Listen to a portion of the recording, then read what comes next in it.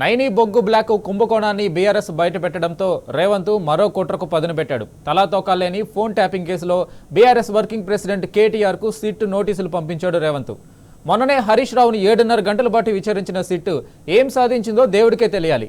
బొగ్గు కుంభకోణంపై నిన్న కేటీఆర్ కూడా నిప్పులు కురిపించడంతో మళ్లీ రేవంత్ సర్కారు డ్రామా షూరు చేసింది. ఇదే అంశంపై మనతో మాట్లాడడానికి బీఆర్ఎస్ నేత వాసుదేవ లైన్లో ఉన్నారు.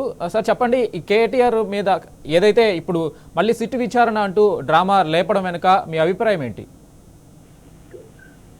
ఇవాళ ఈ రాష్ట్ర ప్రభుత్వం కావాలని మరొకసారి కక్షపూరితంగా కుట్రపూరితంగా ఒక సిరీస్ మాదిరిగా ఈ యొక్క ఫోన్ ట్యాపింగ్ వ్యవహారాన్ని కొనసాగిస్తున్నట్టు స్పష్టంగా కనిపిస్తా ఉన్నది. ముఖ్యంగా నిన్నగాక మొన్ననే మా సీనియర్ నాయకులు హరీష్ రావు గారికి నోటీస్ ఇచ్చి 7 గంటలు కూర్చుండబెట్టి తెలంగాణ ప్రజలలో ఏదో కలుషిత చేయాలి పార్టీని నాయకులని ఒక ఆలోచన చేస్తున్నట్టు కనిపిస్తా ఉంది. మళ్ళీ దానికి ధారావాహికలో భాగంగానే ఇవాళ మళ్ళీ మా పార్టీ వర్కింగ్ ప్రెసిడెంట్ కేటీఆర్ గారికి సిట్టింగ్ నోటీసులు ఇవ్వడంలో చూస్తా ఉంటే ఇది కాంగ్రెస్ దివాలా కోరుతనానికి నిదర్శనం. చేసిన కుంభకోణాలకు సమాధానాలు చెప్పలేక కాంగ్రెస్ ఆడుతున్న డైవర్షన్ గేమ్ తప్పితే ఏం లేదండి. సీఎం రేవంత్ రెడ్డి కాంగ్రెస్ మంత్రులు స్పీకర్లోకి కుంభకోణాల్లో కూర్చుంటారు. వాటి నుంచి బయటపడేందుకు ఒకరి మీద ఒకరు ఆరోపణలు చేస్తున్నారు. ఇప్పటికే సింగరేణిలో అక్రమ కాంట్రాక్టుల కేటాయింపులో కాంగ్రెస్ నేతల యొక్క పాపం పండి పాకన పడ్డది. ప్రజల చేతుల్లో కాంగ్రెస్ పార్టీకి పరాభవం తప్పదని భావించిందేమో, అందుకనే ఒకరి తర్వాత ఒకరికి నోటీసులు ఇస్తున్నట్టు కనిపిస్తా ఉన్నది. ఇవాళ కాంగ్రెస్ తప్పకుండా వీరు ఎన్ని నోటీసులు ఇచ్చినా ఎన్ని అక్రమ కేసులు బనాయించినా కాంగ్రెస్ కుట్రలు తప్పకుండా ఎండగడతాం. కాంగ్రెస్ హామీలపై ప్రజాక్షేత్రంలో నిలదీయడానికి మా పార్టీ శ్రేణులంతా కూడా సిద్ధంగా ఎక్కడికక్కడ ఉన్నారు. ఇప్పటికే ఈ ఫోన్ ట్యాపింగ్ సంబంధించి కాంగ్రెస్ ఆడుతున్న ఈ నాటకాలను తప్పకుండా ఎక్కడికక్కడ మా బీఆర్ఎస్ పార్టీ శ్రేణులు నిలదీసే ఒక కార్యక్రమాన్ని కూడా మేము తీయబోతా ఉన్నాం. ఇంకొకటి ఏంటి అంటే, ఒక పక్క కాంగ్రెస్ ప్రభుత్వం ఆడుతున్న ఈ డ్రామాలకు ఈ రాష్ట్రంలో ఉన్న అధికారులు వంత పాడడం చూస్తా ఉంటే విస్మయం కలిగిస్తుందండి. ఎందుకంటే ప్రభుత్వాలు ఒక ప్రభుత్వం తర్వాత ఇంకో ప్రభుత్వం వస్తా ఉంటది పోతా ఉంటది. ప్రభుత్వాలు కామన్ గా ఏదో ఒక ప్రభుత్వం ఉంటది. కానీ ఇంత నిస్సిగ్గుగా ఈ రాష్ట్రంలో ఉన్న శిక్ష అధికారులు కానీ పోలీసు యంత్రాంగం కానీ అధిక ప్రజాప్రతినిధులకు అడుగులకు మడుగులు వచ్చే విధంగా వ్యవహార శైలి చూస్తా ఉంటే కనిపిస్తా ఉన్నది. తప్పకుండా ఇలా గతంలో మా నాయకులు కూడా చెప్పిండ్రు, ప్రభుత్వం అనేది అది పర్మనెంట్ కాదు. ఇవాళ వీరు ఉండవచ్చు కాంగ్రెస్ నాయకులు, భవిష్యత్తులో బీఆర్ఎస్ పార్టీ అధికారంలోకి రాబోతా ఉంది. అది కాకుండా మీరు చట్టానికి లోబడి పనిచేయండి, చట్టాన్ని అతిక్రమించి పనిచేసే పరిస్థితి నీకెక్కడిది?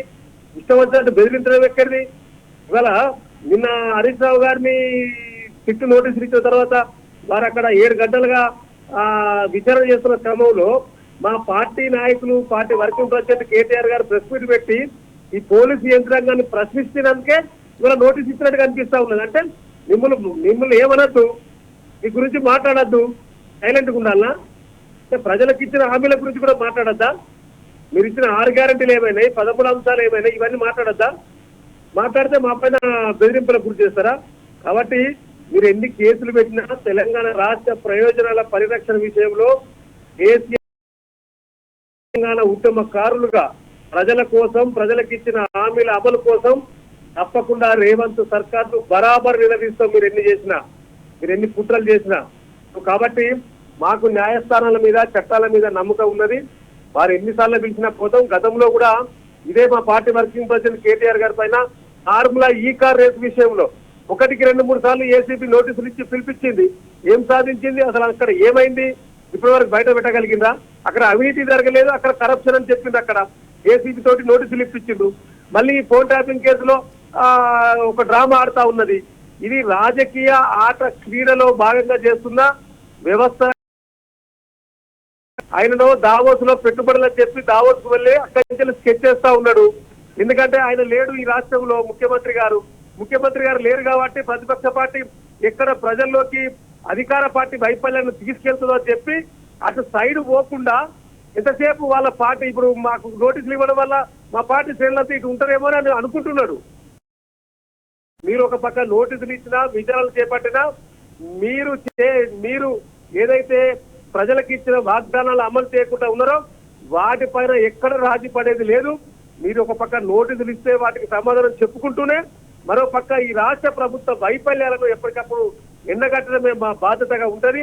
మీరు అనుకుంటున్నారు మున్సిపల్ ఎన్నికల్లో ఈ రాష్ట్ర ప్రభుత్వం అనుకుంటుంది, ముఖ్యమంత్రి రేవంత్ రెడ్డి అనుకుంటున్నాడు ఇక రేపో మాపో నోటిఫికేషన్ రాబోతా ఉంది కాబట్టి బీఆర్ఎస్ పార్టీ శ్రేణులు బీఆర్ఎస్ పార్టీ అధినాయకత్వం ఈ మున్సిపల్ రివ్యూలు చేయకుండా ఎక్కడెక్కడ పటిష్టంగా ఉన్నది ఎవరెవరు నిలబెట్టాలని ఆ రివ్యూలు చేసుకోకుండా ఉండడానికి బిజీ పెట్టడానికి ఇంకొకటి ఏంటంటే రేవంత్ రెడ్డి గారు దావోతులో ఉన్నారు కాబట్టి వారు వచ్చేదాకా ఈ పార్టీ కార్యక్రమాలు ఏం చేయడానికి చేస్తున్న అక్కంచెలు వేస్తున్న చర్చలో భాగంగానే ఇక్కడున్న పోలీసు యంత్రాంగం నోటీసులు ఇస్తున్నట్టు కనిపిస్తా ఉన్నది. ఒక పక్క మా హరీష్ రావు గారు మొన్న నైని బొగ్గు కుంభకోణం సంబంధించింది కావచ్చు. ఈ బొగ్గు కుంభకోణంలో ఈ రాష్ట్ర ముఖ్యమంత్రి స్వయాన బాంబర్ అయిన సూదిని సుజన్ రెడ్డి గారు చేస్తున్న అక్రమాల పైన ఆధారాలతో సహా బయట పెట్టినందుకే ఇవన్నీ చేస్తా ఉన్నట్టు స్పష్టంగా కనిపిస్తా ఉన్నది.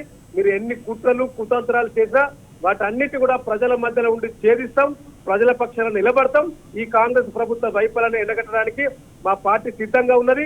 కేటీఆర్ గారికి ఇచ్చిన ఈ నోటీసులను తీవ్రంగా తెలంగాణ సమాజం పరిగణిస్తా ఉన్నది, దీన్ని వ్యతిరేకిస్తా ఉన్నది, ఖండిస్తా ఉన్నది. థ్యాంక్ యూ వాసుదేవ్ రెడ్డి గారు.